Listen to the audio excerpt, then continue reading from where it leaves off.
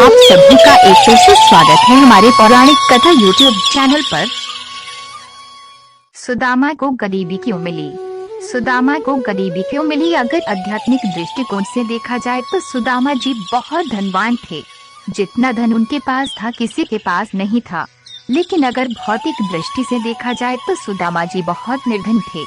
एक ब्राह्मणी थी जो बहुत गरीब निर्धन थी, भिक्षा मांग कर जीवन यापन करती थी। एक समय ऐसा आया कि 5 दिन तक उसे भिक्षा नहीं मिली। वह प्रतिदिन पानी पीकर भगवान का नाम लेकर सो जाती थी। 6वें दिन उसे भिक्षा में 2 मुट्ठी चना मिले।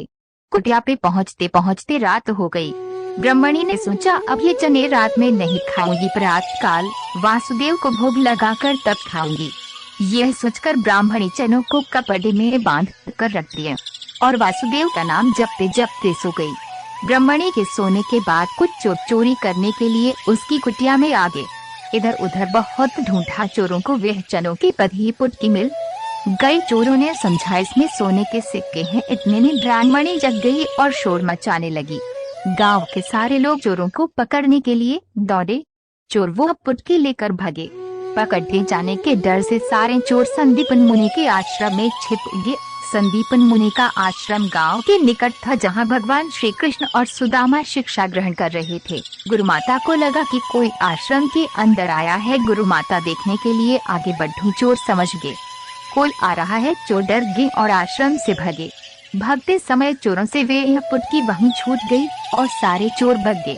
इधर भूख से व्याकुल ब्राह्मणी ने जब जाना कि उसकी चने की पुटकी चोर उठा ले गए तो ब्राह्मणी ने श्राप दे दिया कि मुझ दिन इन असह्य के जो भी चने खाएगा वह दरिद्र हो जाएगा। उधर प्रातः काल गुरुवार माता आश्रम में झाड़ू लगाने लगी। झाड़ू लगाते समय गुरुवार माता को वही चने की पुटकी मिली। गुरुवार माता ने पुटकी खोल के देखी तो उसमें चने थे। सुदामा जी और कृष्ण भगवान जंगल से लकड़ी लाने जा रहे थे। रोज की तरह गुरुवार माता ने वह चने की पुटकी सुदामा जी को दे दी और कहा, बेटा जब वन में भूख लगे तो दोनों लोग ये चने खा लेना। सुदामा जी जन्मजात ब्रह्मज्ञानी थे।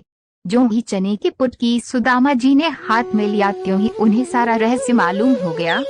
सुदामा जी ने सोचा, गुरुवार माता ने कहा है ये चने दोनों लोग बराबर बांट के खाना, लेकिन ये चने अगर मैंने त्रिभुवनपति श्री कृष्ण को खिला दिए तो सारी सृष्टि दरिद्र हो जाएगी। नहीं नहीं, मैं ऐसा नहीं करूँगा। मेरे जीवित रहते मेरे प्रभु दरिद्र हो जाए, मैं ऐसा कदापि नहीं करूँगा। मैं ये चने स्वयं खा जाऊंगा लेकिन कृष्ण को नहीं खाने दूंगा। और सुदामा जी ने सारे चने खुद खा लिए।